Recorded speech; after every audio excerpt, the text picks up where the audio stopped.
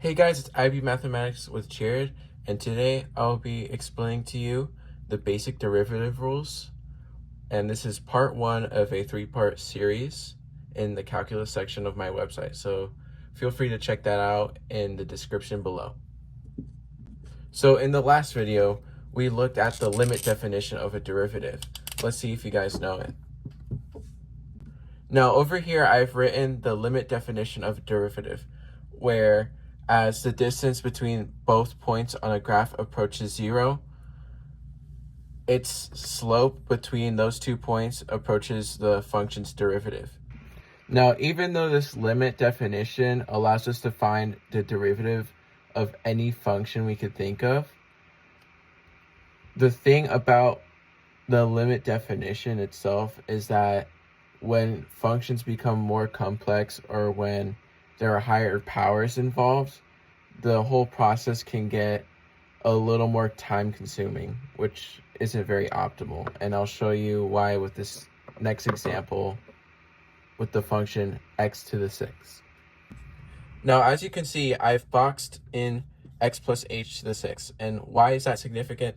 Well, we have to expand that whole thing. So we would have to use combinations, Pascal's triangle, stuff like that in order to be able to expand it. And again, at higher powers, this is a very time-consuming process, so it's not efficient enough to find derivatives. But how can there be a way in which we can find derivatives in a time-efficient manner? This is where the basic derivative rules come in.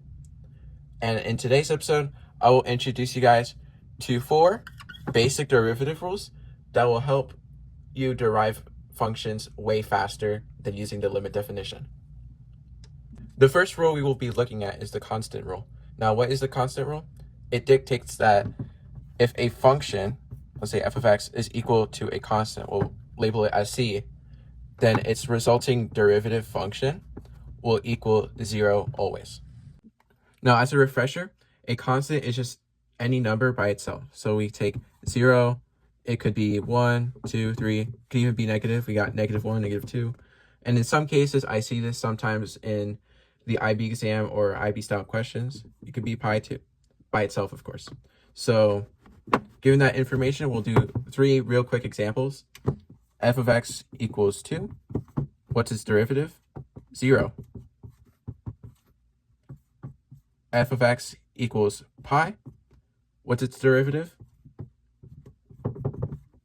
0. And the negative. F of x equals -5. Well, that's going to be its derivative. Actually, it's going to be 0. So as you can see, they all follow the same logic here. So that's all for the constant rule. It's the easiest rule we have here for today. So let's continue on to our next rule. The next derivative rule we'll be talking about is the power rule. Now, this is the only rule we will be talking about today that's actually in your formula booklet. However, with how many times you need to use this in your tests or like the final IB exam, you should be able to remember it by heart. So it states that a function in form of x to the n, its resulting derivative will be n times x to the n minus 1. So that's how the formula goes.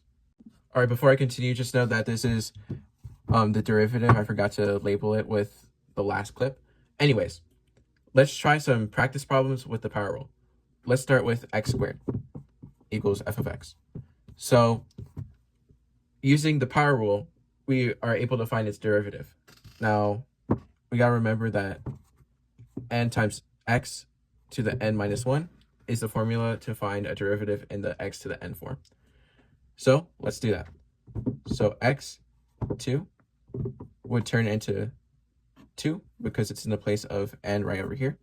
So 2 times x. And in the exponent area, we have 2, which is in the original, minus 1, which ultimately leads us to get 2x, 2 minus 1, to the first power. Or we can just write that as 2x as a simplification, which will be the derivative function for x squared. We'll try another example with the power rule. Let's try the function f of x equals 3x to the third. Now wait, you're probably wondering why I put this coefficient here. Because in this formula right here, there's no coefficient in this area. It's just x to the n.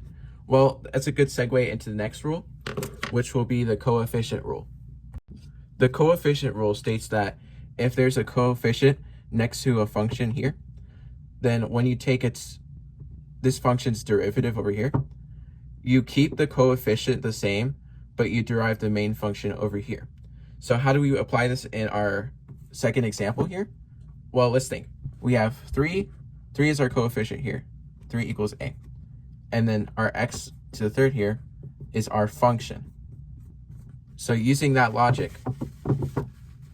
finding the derivative just means we put 3 to the side and derive x to the third. Obviously, they're still being multiplied by each other. All right, I fixed the equation to make it look more like this coefficient rule 1 here. Anyways, let's derive x to the third.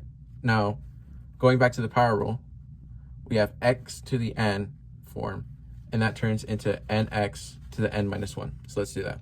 So x to the third, and then we turn that into its derivative, which is n over here is 3. So we have 3. X remains the same to the 3 minus 1. And when we do all that, we get 3x to the second. Now, so we found the derivative over here, and this is going to be equal to 3x squared. Now, we're not done because we still need to multiply the coefficient 3 that we did not mess with because we're not supposed to. So 3 times 3, we have 9, and the x squared, there's x squared. And that, my friends, is how we find this derivative, the derivative of 3x to the third. All right, the last rule of the day will be the sum/difference rule. You might be wondering, well, that's 2 rules, but they're very similar in concept, so I've just decided to combine them both into one.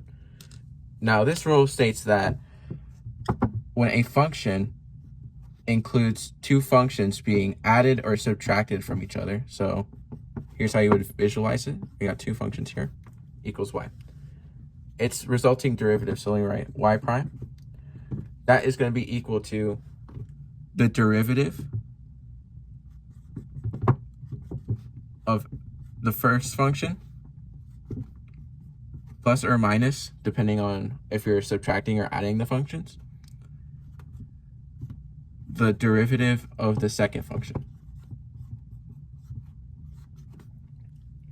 Now, again, this looks very complicated, but once we use this application, you will know. And this rule is specifically used a lot in polynomial functions.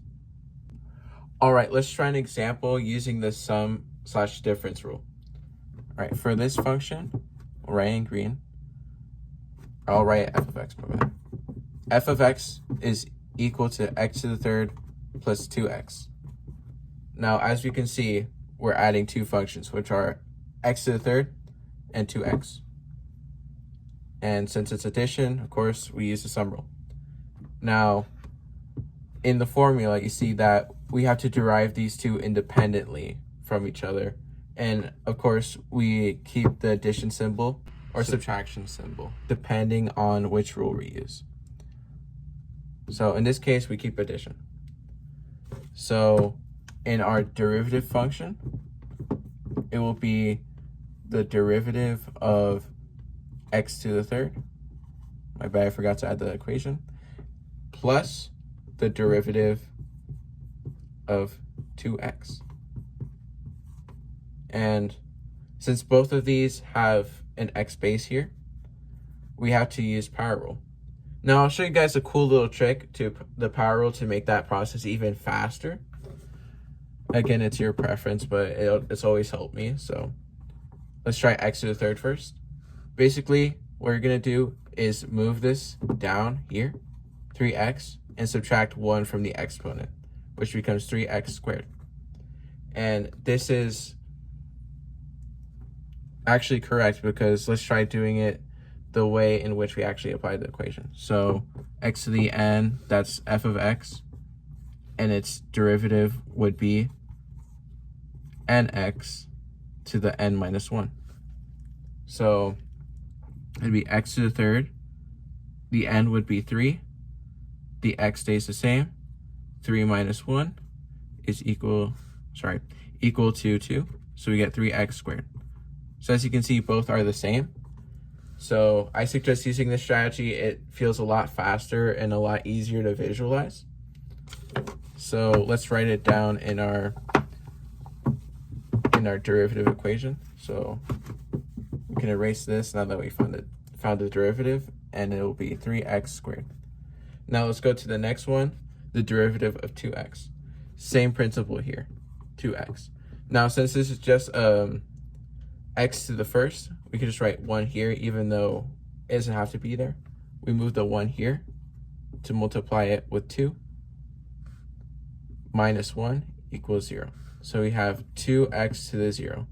Now, as you know, x to the 0, or just any number to the 0, is always going to equal 1.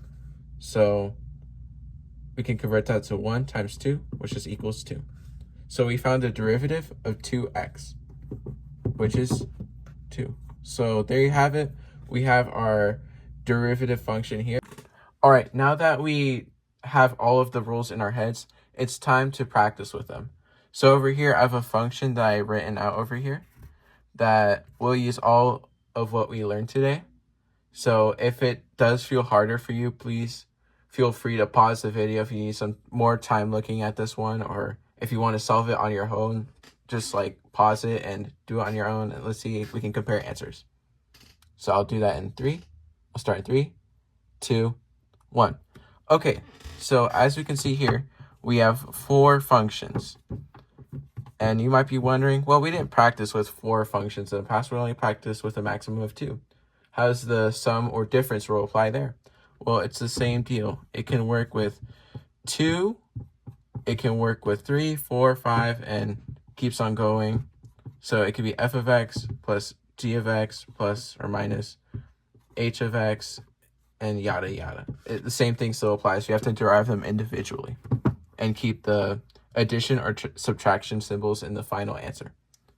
Now, let's find the derivatives. Okay, let's start with 4x cubed. Now, 4x cubed, that's going to be a power rule. Make sure we keep the coefficient here. So, using the strategy I taught you guys earlier, we put the 3 here so we can multiply it with the 4x. And then we subtract 1 from the 3 on the exponent, which will lead us to 12 if we multiply together. X to the 3 minus 1, which is 2. So we'll put that over here. 12x to the second. And that's our first term here. Our second term, we're using subtracting this time, so we got to keep that. And let's derive our second function. So we have 5x squared. Let's use the same strategy. Move the 2 over here, times 2. That'll get us 10. We keep the base of x. 2 minus 1 equals 1. We move the 1 here. But we don't have to write it, so we can just simplify it as x. So write 10x over here. Now x here, we have x to the first. The first is invisible, obviously, but it's there still. So we move the 1 here, times 1, which is the same. And x, 1 minus 1, that's going to be equal to 0. X to the 0, which is going to be equal to 1. So that's going to be plus 1 because we keep the sign. And then keeping the sign here again, we have the derivative of 7. Now, 7 is a constant, so its derived function will be 0. So we can just write 0 here. And because it's 0, we can just cross it out because we have our final answer here. So 12x squared minus 10x plus 1. If you got what I got, good job. But if you didn't, that's okay, because at least you saw how you can do it. And yeah, that's going to be all for today. So make sure you guys keep up with the next videos on the basic derivative rules, part 2 and part 3, which will cover more complex functions. But yeah, that's going to be all for today. So see you guys in the next one.